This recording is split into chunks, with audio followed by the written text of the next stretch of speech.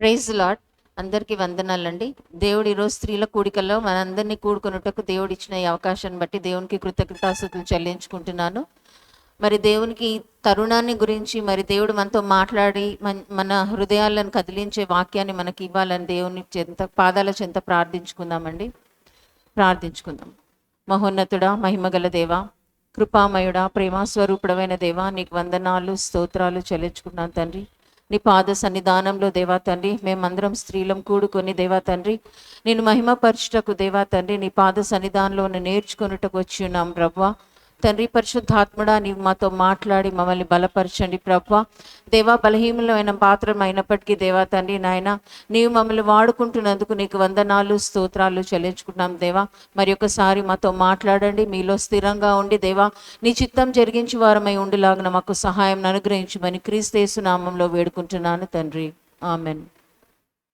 ఈరోజు వాక్య ధ్యానం నిమిత్తము లూకా సువార్త 7వ అధ్యాయము 11 నుంచి 17 వరకు చదువుకుందామండి. లూకా సువార్త 7వ అధ్యాయము 11 నుంచి 17 అందరికీ సుపరిచయమైన వాక్యం ఇది. వెంటనే ఆయన నాయనను ఒక ఊరిలోనికి వెళ్ళుచుండగా ఆయన శిష్యులను బహుజన సమూహమును ఆయనతో కూడి వెళ్ళుచుండిరి. ఆయన ఆ ఊరి గవని యొద్దకి వచ్చినప్పుడు చనిపోయిన ఒకడు వెలుపలికి మోసుకొని పోబడుచుండెను. అతని తల్లికి అతడొక్కడే కుమారుడు, ఆమె విధవరాలు. ఆ ఊరి జనులు అనేకులు ఆమెతో కూడా ఉండిరి. ప్రభువు ఆమెను చూచి ఆమె యందు కనికరపడి ఏడవవద్దని ఆమెతో చెప్పి దగ్గరకు వచ్చి పాడెను ముట్టగా మోయుచున్న వారు నిలిచిరి. ఆయన, చిన్నవాడా లెమ్మని నీతో చెప్పుచున్నాననగా ఆ చనిపోయిన వాడు లేచి కూర్చుండి మాట్లాడసాగెను. ఆయన అతని తల్లికి అప్పగించెను. అందరూ భయక్రాంతులై మనలో గొప్ప ప్రవక్త బయలుదేరి ఉన్నాడనియు దేవుడు తన ప్రజలకు దర్శనం అనుగ్రహించి ఉన్నాడనియు దేవుని మహిమపరచిరి. ఆయనను గూర్చి ఈ సమాచారము యూదయ అందంతట్లను చుట్టుపట్ల ప్రదేశం అంతంతట్లను వ్యాపించెను. మరి ఇక్కడ మనం చూసినట్లయితే ఒక గ్రామం, ఇక్కడ యేసుక్రీస్తు దర్శించు కాలంన ఆయన ఇంతకు ముందే గలిలియా ప్రాంతంలో ఒక రోగిని స్వస్థపరిచి అక్కడి నుంచి బయలుదేరి వెళ్ళుచుండగా ఆయన నాయిను మార్గంలో వచ్చి ఆ ఊరిలోకి ఆయన ప్రవేశించారు. ఆయనతో 12 మంది శిష్యులు కూడా ఉన్నారు. ఆయనతో పాటు ఒక పెద్ద జన సమూహం కూడా ఉండిరి. మరి వీళ్ళందరూ ఎక్కడ వెళ్తున్నారంటే వాళ్ళందరూ ఆ నాయిను అనే ఒక ఊరిలోనికి వారు వెళ్తున్నారు. వాళ్ళు వెళ్ళినప్పుడు యేసుక్రీస్తు అక్కడ ఒక గొప్ప కార్యం చేసి ఉన్నాడు. ఆయన ఆ ఊరి గవిని యొద్దకి వచ్చినప్పుడు చనిపోయిన ఒకడు వెలుపలికి మోసుకొని పోబడుచుండెను. అతని తల్లికి అతడు ఒక్కడే కుమారుడు. అయితే మనం ఇక్కడ చూస్తున్నామండి, గవిని బయటికేమో ఒక శవము మోసుకోపోబడుతుంది, గవిని లోపలికేమో యేసుక్రీస్తు ప్రవేశిస్తున్నాడు. మరి ఆ చనిపోయిన వ్యక్తిని ఆ ఊరి జనులు అనేకులు ఆమెతో కూడా ఉండిరి. మనం ఇక్కడ 2 జన సమూహాలు చూస్తున్నామండి. ఒక జన సమూహం ఏమో క్రీస్తుతో పాటు ఉన్నారు, ఆయనతో పాటు శిష్యులు కూడా ఉన్నారు, ఆయనతో పాటు ఒక పెద్ద జన సమూహం కూడా ఉంది. మరి ఇంకొక గుంపు కూడా మనం చూస్తున్నాము, ఇంకొక జన సమూహం కూడా చూస్తున్నాము. ఒక విధవరాలైన తల్లి ఉంది. ఇక్కడ మనం చూసినట్లయితే ఆ తల్లికి అతడు ఒక్కడే కుమారుడు, ఆమె విధవరాలు. మరి ఇక్కడ చూసినట్లయితే విధవరాలు అంటే ఆల్రెడీ ఆమె పాతిపెట్టి వచ్చిన అనుభవము కలిగిన స్త్రీ. పాతిపెట్టి తన భర్తని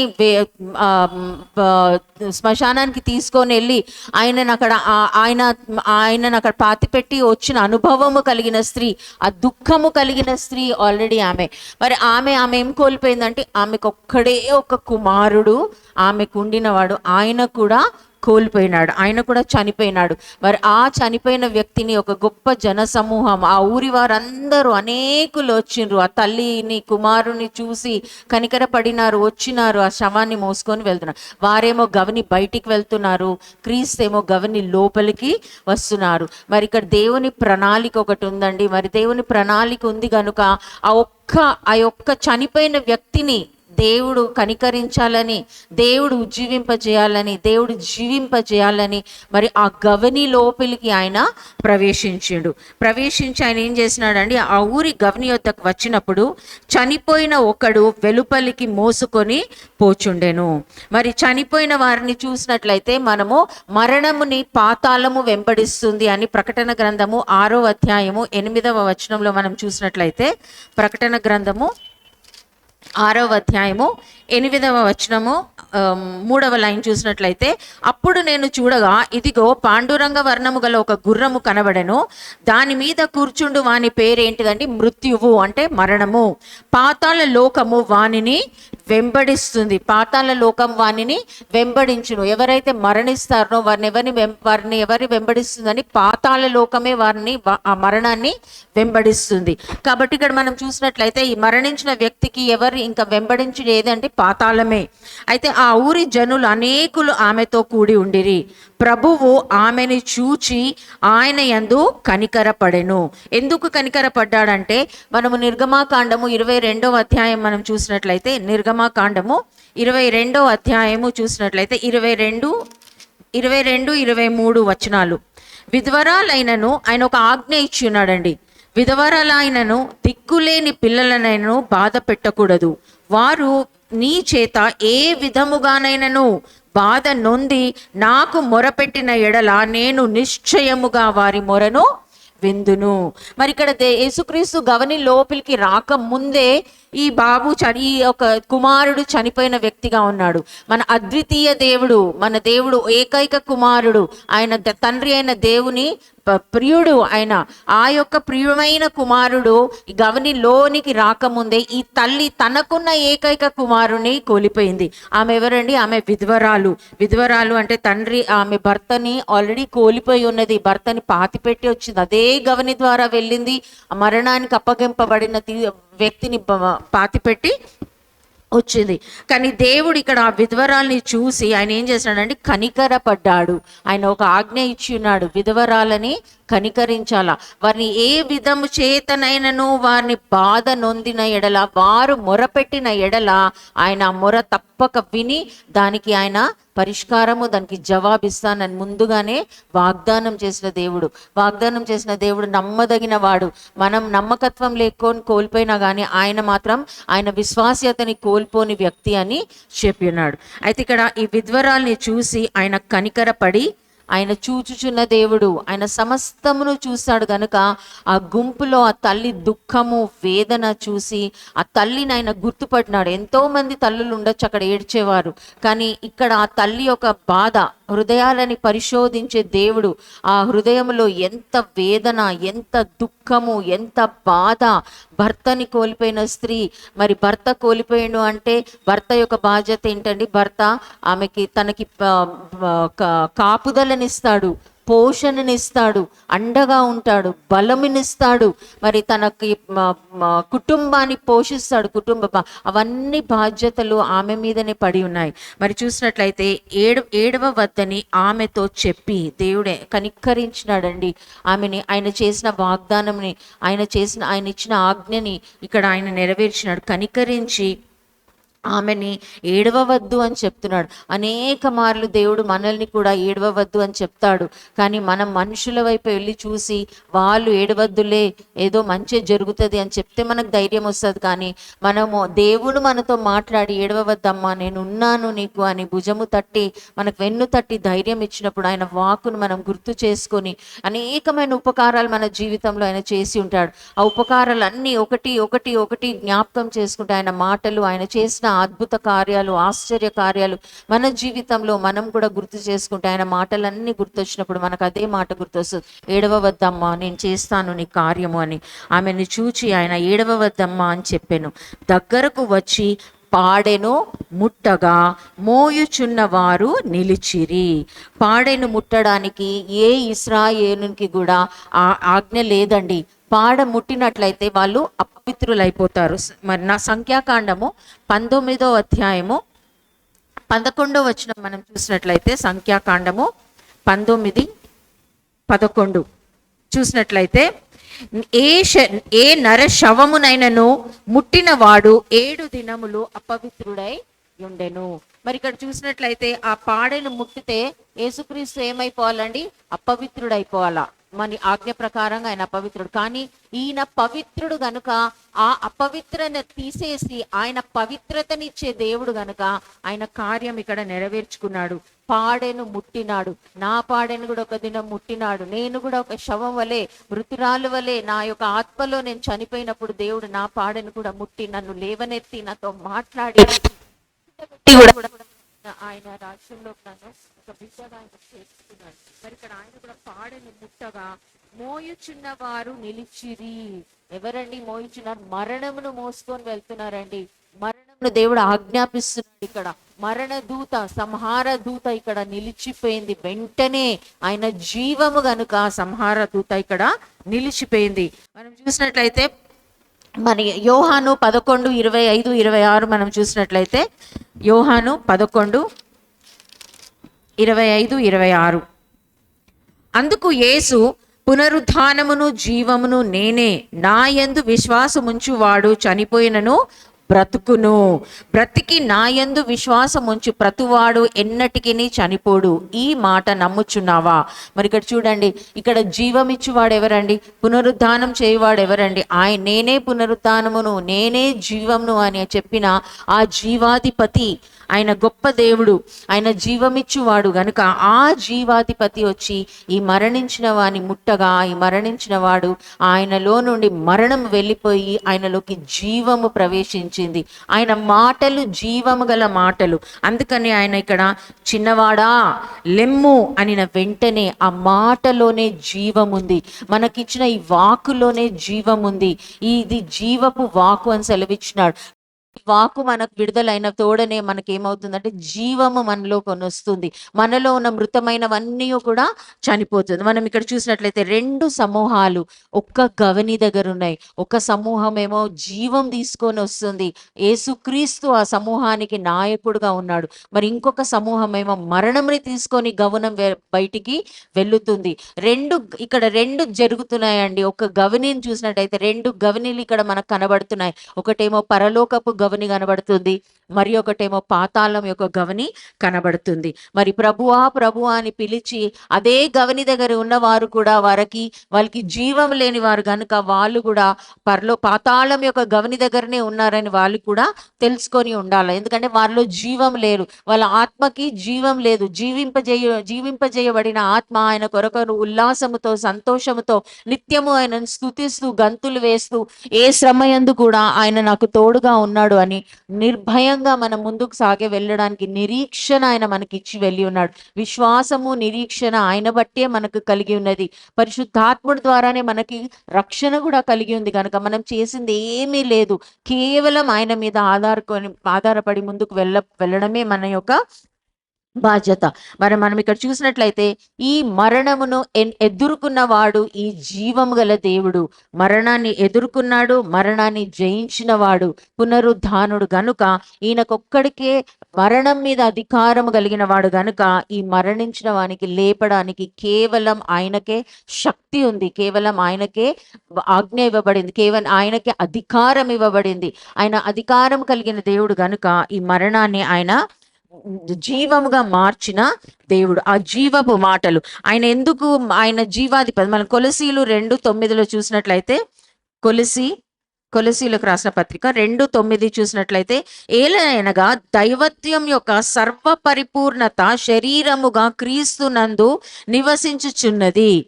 ఏముందండి? దైవత్వం యొక్క సర్వ సంపూర్ణత.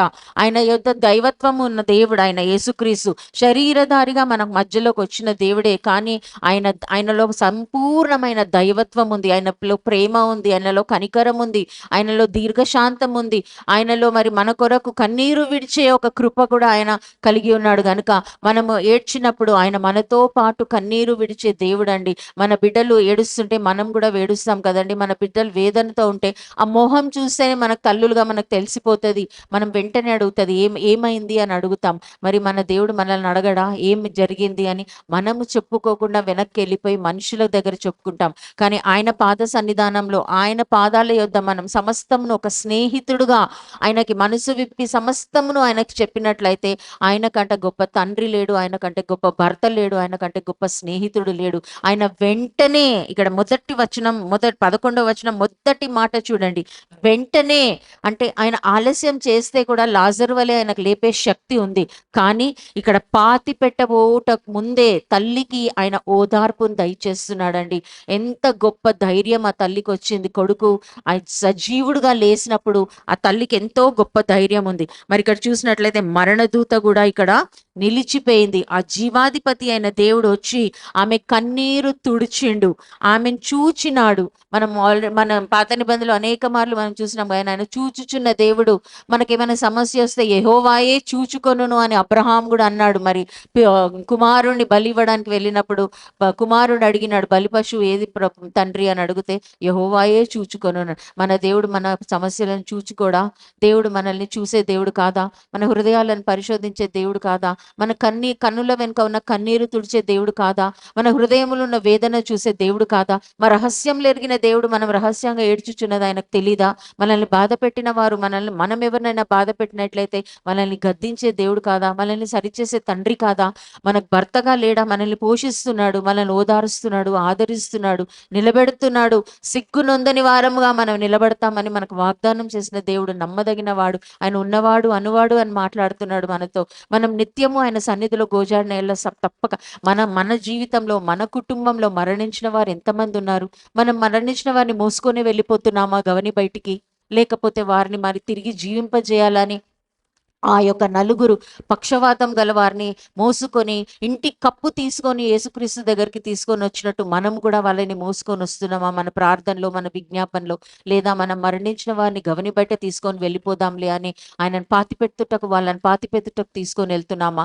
ఎందుకంటే ఆ మరణంని వెంబడించేది ఏంటండి? పాతాళము. గనుక మనము మన బాధ్యత, దేవుడు మనకిచ్చినాడు ఒక బాధ్యత. నువ్వు జీవం కలిగిన దాను అయినప్పుడు మరి ఇంకొకరికి జీవం కొరకు కూడా మనకు ప్రార్థించే బాధ్యత ఆయన అనుగ్రహించినాడు. మనం ఏడ్చినప్పుడు ఈ తల్లిని చూసినట్లు మన బంధువులు, మన బిడ్డలు, మన సహోదరులు, మన సహోదరులు, మరి మన ఇంటి పక్క వాళ్ళు, లేకపోతే మనల్ని ప్రేమించే స్నేహితులు ఎవరైనా ఉన్నట్లయితే మనం వాళ్ళకి వాక్యం చెప్పినప్పుడు వాళ్ళు వినకపోయినట్లయినా మనం విజ్ఞాపన చేస్తే, మనం కన్నీరు కారుస్తే దేవుడు ఏదో ఒక రీతిగా వాళ్ళని ఆ గవని దగ్గరికి తీసుకొని వస్తాడండి. క్రీస్తు జీవము ఉన్న చోటికి, ఆ గవని వద్దకి తప్పక దేవుడు వాళ్ళని నడిపిస్తాడు. ఎందుకంటే మన ప్రార్థన వృధా కాదు. నా నిమిత్తమే ఎవరు ఏడ్చినారో నేను ప్రతిసారి అనుకుంటానండి, దేవుడు నాకు రక్షణ ఇచ్చినాడు అనేసి.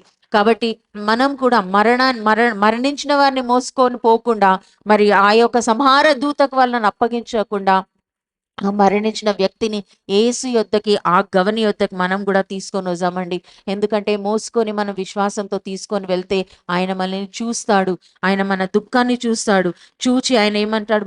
అక్కడ మోయుచున్న వారు నిలిచిపోతారండి. ఆ మరణదూత వెంబడిస్తున్న మరణదూత అక్కడే ఆగిపోతుంది. ఆయన చిన్నవాడ లెమ్మని నీతో చెప్పుచున్నాను. ఆ చనిపోయిన వాడు లేచి కూర్చుండి మాట్లాడసాగెను. మనం కూడా జీవం కలిగిన వారమై లేచి కూర్చున్నామండి. మనం కూడా పరిశుద్ధాత్మ పొందుకొని మనం కూడా మాట్లాడసాగాలి. మనం దేవునితో మాట్లాడాలి. పరిశుద్ధాత్మ నింపుదలతో మనం శక్తిని పొందుకుంటాం. పరిశుద్ధాత్మ మనలో నింపబడిన ఎడల మనకి ఏది కనబడదండి. మనకు నిరీక్షణతో కేవలం ఆయనయే మన గురి అని మన హృదయంలో ఆయన వాక్కు గంతులు వేస్తుంది. మన హృదయంలో వేదన వచ్చినప్పుడు ఆయన వాక్కు మనలో ఓదార్పు కలుగజేస్తుంది. పరిశుద్ధాత్ముని ఒక మెల్లని స్వరము మనతో మాట్లాడుతుంది. పరిశుద్ధాత్ముడు మనతో ఎంతో ఆదరణ ఇస్తాడు. ఎందుకంటే ఆయన ఆదరణకర్తగా వచ్చి ఉన్నాడు కనుక మనకు బోధిస్తాడు. మనం వెంటనే ఆయన సన్నిధిలో కూర్చున్నప్పుడు ఆయన బోధ మనకి ఇచ్చి మనల్ని ఓదారుస్తాడు, ఆదరిస్తాడు. మరి అట్లాగే ఇక్కడ మోయిచున్న వారు నిలిచిపోయిరి. వాళ్ళు నిలవాల్సిందే. ఎందుకంటే అక్కడ వచ్చింది జీవం గనుక, అక్కడ వచ్చింది యేసుక్రీస్తు గనుక. ఎందుకంటే అక్కడ మనం చూస్తామంటే అపోస్తుల కార్యం 3:15 రాయబడి ఉంటుంది, ఆయన జీవాధిపతి అయి ఉన్నాడు. ఆ జీవాధిపతిని మీరు సిలువ వేసి ఉన్నారు. చెప్తున్నారు. మనం ఒకసారి చూసుకుందామండి ఆ వచనము. అపోస్తుల కార్యము 3:15 అండి. మీరు జీవాధిపతిని చంపితిరి. ఎవరిని చంపితిరండి? జీవాధిపతిని. ఇంగ్లీష్‌లో ఆథర్ ఆఫ్ లైఫ్ అని ఉంటది. ఆయన జీవమునకు ఆయన ఆధారమై ఉన్నాడు. జీవాధిపతిని మీరు చంపితిరి గాని దేవుడు ఆయనను మృతుల్లో నుండి లేపెను. లేపే శక్తి ఉంది. కనుక మరణించిన ప్రతి ఒక్కరిని లేపుటకు దేవుని యొక్క శక్తి ఉంది.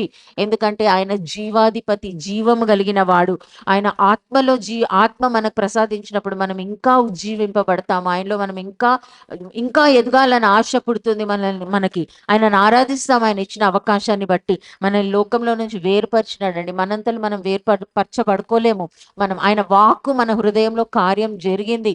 అనేకులు ఈరోజు ఆ వాక్కు విని, ఇది 2 రోజులు విని, 3 రోజులు విని వారికి బలం పొందుకున్నా కానీ మరలా వాళ్ళు ఏం చేస్తారంటే ఈ వాక్కులో శక్తి లేదనుకొని వెళ్ళిపోతారు. కానీ కొనసాగుతుంటేనే మనం శక్తి పొందుకుంటాం. ఎందుకంటే పరిశుద్ధాత్మ నింపుదల మనకు రోజు రోజుకి నింపుతా ఉంటాడు. మనం ఖాళీ పాత్రలం కాదు. ముందుగా ఆయన వాక్యంతో నింపినాడు. ఆ వాక్యం నింపినప్పుడు పరిశుద్ధాత్ముడు కార్యం చేస్తున్నాడు గనుక ఆ వాక్యం మన హృదయంలో ఉన్నప్పుడు పరిశుద్ధాత్ముడు కార్యం చేసుకుంటూనే వెళ్తున్నాడు.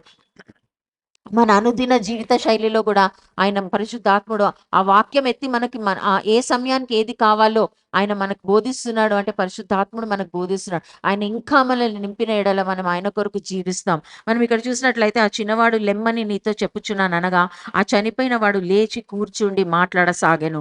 ఆయన మాట్లాడుతున్నాడండి.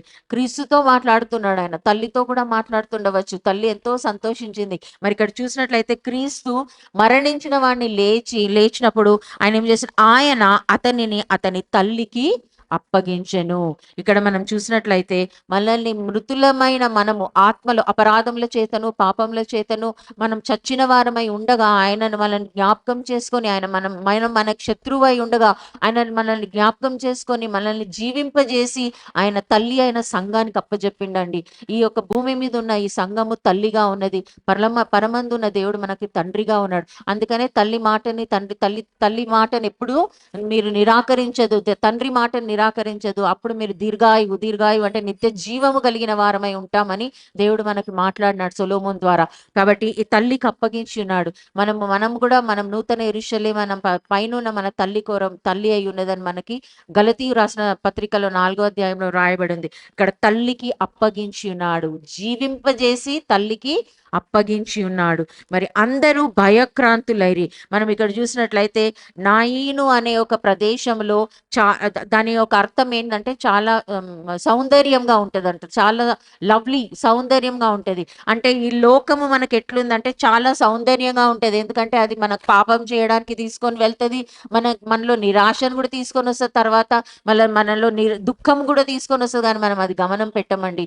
ఆ యొక్క సౌందర్యాన్ని చూసి మురిసిపోతాం. కానీ ఆ సౌందర్యము ఈ లోకమిచ్చు సౌందర్యము, ఈ లోకమిచ్చు సంతోషము క్షణం మాత్రం మనకి ఇస్తుంది. తర్వాత అది మనల్ని మరణానికి నడిపిస్తుంది. కనుక మనం ఇక్కడ చూసినట్లయితే యాయిను అన్న మాటకు అర్థం ఏంటంటే చాలా సౌందర్యము, చాలా ఆకర్షణీయము, చాలా సంతోషం కలుగజేస్తుంది హృదయంలో. కానీ అది తర్వాత నిరాశ, పాపము, మరి దుఃఖంలోకి నడిపించి దాని అంతము మరణమై ఉంటుంది. కనుక ఈ గవని యొద్ద మరణం నిలిచి ఉన్నప్పుడు యేసుక్రీస్తు సందర్శించడానికి, ఆ కుమారుని లేవనెత్తడానికి, ఆ తల్లికి అప్పగించడానికి, ఆ తల్లికి ఉన్న ఏకైక కుమారుడు, ఈ అద్వితీయ కుమారుడు వచ్చి ఆ ఏకైక కుమారుడు నా తల్లిని ఓదార్చి ఆ కుమారుని లేవనెత్తి మళ్ళీ తన తల్లికి అప్పగించినాడు. మరి ఇక్కడ చూసినట్లయితే అందరూ భయక్రాంతులైరి.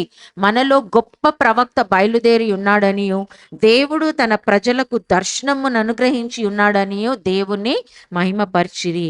మరి ఇక్కడ చూసినట్టు మనలో గొప్ప ప్రవక్త మనం చూసినట్లయితే ఎలీషా కూడా మరణించిన వారిని లేవనెత్తినాడండి. మన పాత నిబంధనలో చూసినట్లయితే అందుకు వీళ్ళు ఏమనుకున్నాడంటే ఈయన కూడా గొప్ప ప్రవక్త బయలుదేరి వచ్చినాడు అని చెప్పి ఆయన ఏం చేసినాడు? దేవుడు మనకి ప్రజలకు దర్శనమును అనుగ్రహించి ఉన్నాడు. వాళ్ళు దర్శించినాం మేము ఈయనని అని అనుకుంటున్నారు.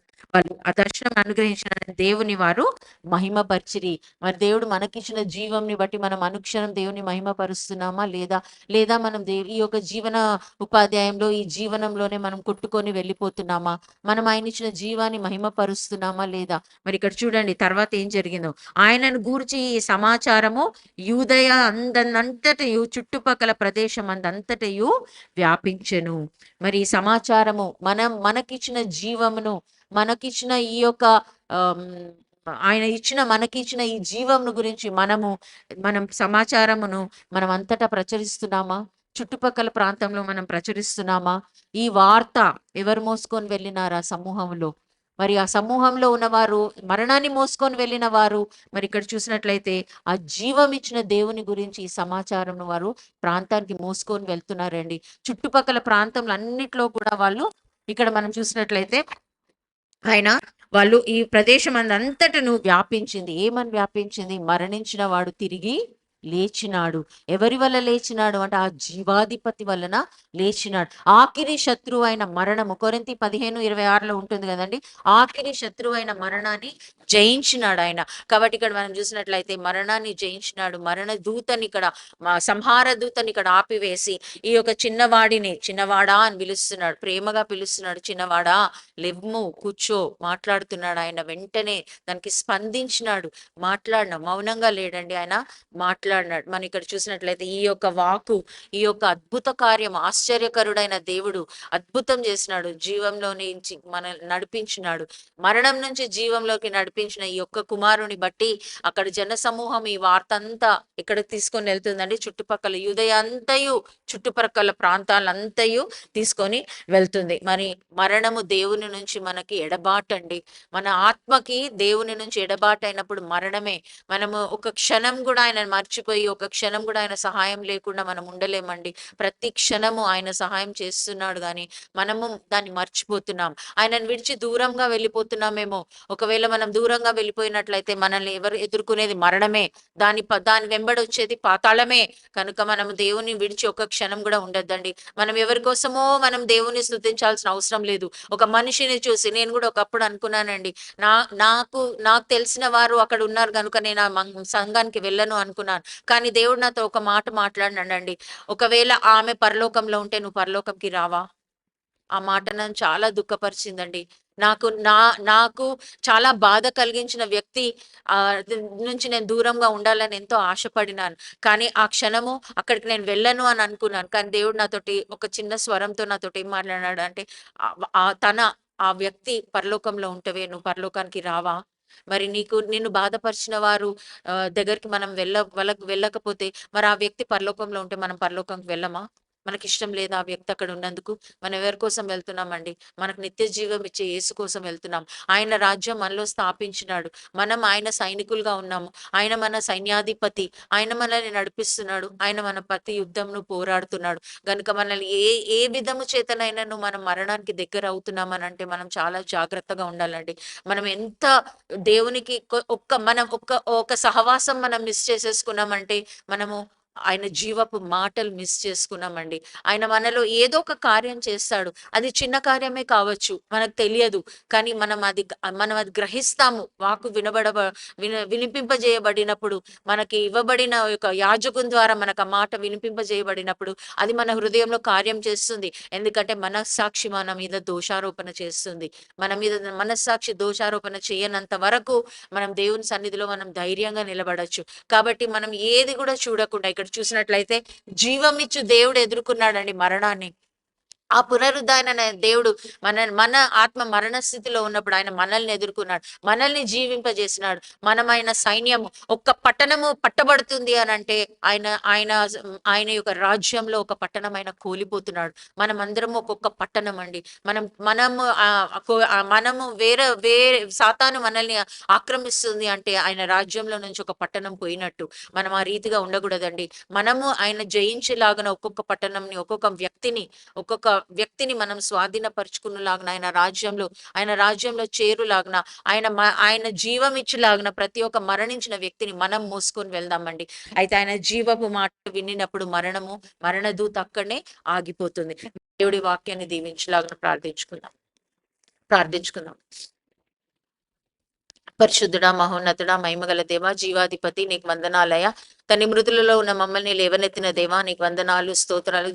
జీవించుచున్నారను పేరు మాత్రమే కలిగి ఉన్న వారమైతే దయతో మమ్మల్ని క్షమించి మమ్మల్ని తిరిగి తండ్రి నాయన నూతన పరచండి. నీ ఆత్మతో మమ్మల్ని నింపండి, మమ్మల్ని నిలబెట్టండి ప్రభా. ఆ రక్షణానందం తిరిగి మాకు దయచేయండి ప్రభా. ఒక సమూహంగా మేముండి తండ్రి క్రీస్తుని వెంబడించి వారమై క్రీస్తు శిష్యులమై మేముండులాగిన సహాయమును దయచేయండి ప్రభా. తండ్రి యేసుక్రీస్తు ఎక్కడికి శిష్యులతో వెళ్ళినాడో అక్కడ మరణదూత ఆగిపోయిందని సెలవిచ్చినావు ప్రభా.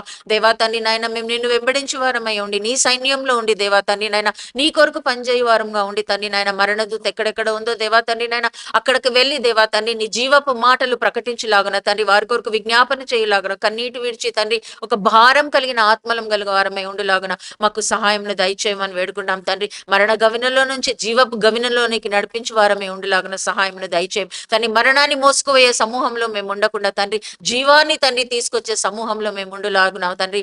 మాకు సహాయం దయచేయమని వేడుకుంటాం దేవా. మా మరణ ఆలకించు వాడవయ్యా, మా కన్నీను తుడిచే దేవుడవయ్యా, నిత్యము వినే దేవుడవ, మమ్మల్ని చూచే దేవుడవయ్యా. నీ పాదాలు తప్ప తండ్రి మాకు వేరే మార్గమే లేదు ప్రభా. తండ్రి నాయన మేము ఎక్కడికి వెళ్ళగలం తండ్రి. పాతాళంలోకి వెళ్ళినా నీవు ఉన్నావని సెలవిచ్చినాడు దావీదు తండ్రి. పరలోకమందు వెళ్ళినా నీవు ఉన్నావని సెలవిచ్చినావు ప్రభా. మేము ఎక్కడికి వెళ్తాం ప్రభా? నీవే కదా ప్రభా మాకు ధైర్యము, నీవే కదా ప్రభా మాకు ఆధారము తండ్రి, నీవే కదా ప్రభా మాకు జీవము తండ్రి. నిరాశలోకి మేము వెళ్ళిపోకుండా, దుఃఖంలోకి మేము వెళ్ళిపోకుండా దేవా మాలో తండ్రి నాయన తిరిగి ఉజ్జీవింపజేయండి అయ్యా. నీ రక్షణానందం మాలో కలుగజేయండి తండ్రి. ఒక్క సమూహంగా మేము ఉండులాగన మాకు సహాయమును దయచేయి. నీ జీవపు మాటలు తండ్రి, నిన్ను నీ జీవపు మాటలను మోసుకొని పోయే గాడిదల వలె మేము ఉండులాగన మాకు సహాయం అనుగ్రహించండి ప్రభా. అనేకులు తండ్రి నాయన కేవలము తండ్రి నాయన పండుగ రీతిగా తండ్రి దినాలు గడిపించుండగా దేవా మాతోటైతే తండ్రి నాయన నీ జీవపు మాటలు ఇచ్చి మమ్మల్ని బ్రతికించినావయ్యా. అందును బట్టి నీకు వందన. నువ్వు చేసిన ఈ ఉపకారాన్ని బట్టి మేము ఏమీ చెల్లించుకోలేం తండ్రి. విరిగి నలిగిన హృదయంతో నీ పాద సన్నిధానంలోకి వచ్చి తండ్రి నిరంతరము తండ్రి నమ్మకంగా ఉండులాగన మాకు సహాయం అనుగ్రహించమని వేడుకుంటూ దేవా నువ్వు అప్పగించిన బాధ్యతను మేము నెరవేర్చు బిడ్డలమై ఉండులాగన మాకు సహాయం దయచేయమని బతిమాలుకుంటూ దేవా తండ్రి ఈ మాటల ద్వారా మీరే మహిమ పొందుకోమని క్రీస్తు యేసు నామములో అడిగి బతిమాలి వేడుకుంటున్నాను పరమ తండ్రి. ఆమేన్. ప్రైజ్ ది లార్డ్ అండి అందరికి.